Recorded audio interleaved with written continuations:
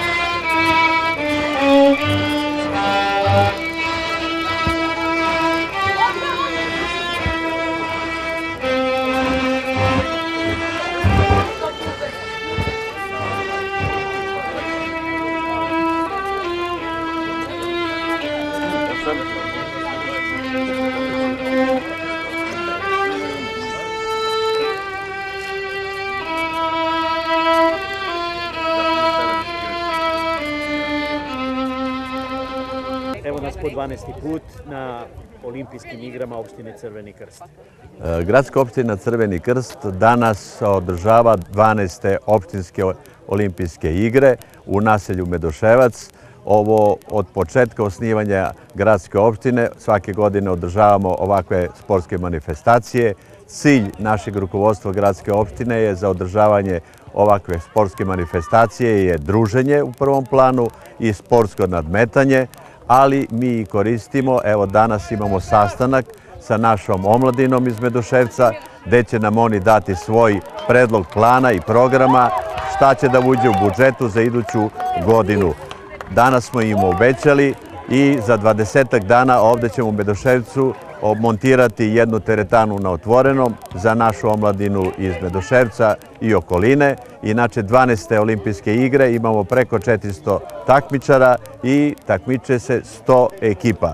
Naše geslo je, kao i svetske olimpijske igre, važno je učestvovati, a ne pobediti, mada smo mi poželeli našim takmičarima i da pobede, jer ih 23. ovog meseca očekuju republičke igre, gde ćemo mi naše pobednike ekipa poslati i na republičkim igrama olimpijskim.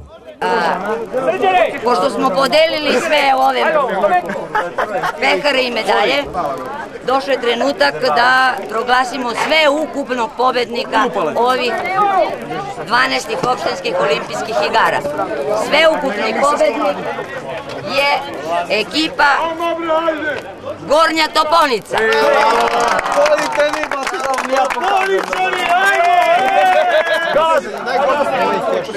Gornja Toponica. Kaže ti prisno na čovjeka na kameru, gledaj. Ma na kameru su gledali. Pobednik, izvolite.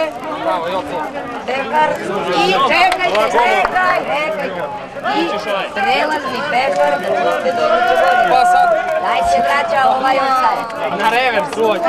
Sve najbolje ovim proglašavamo 12. igre zatvorenim.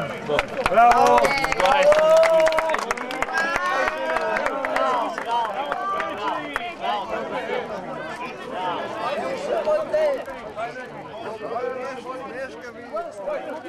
Da se pakujemo.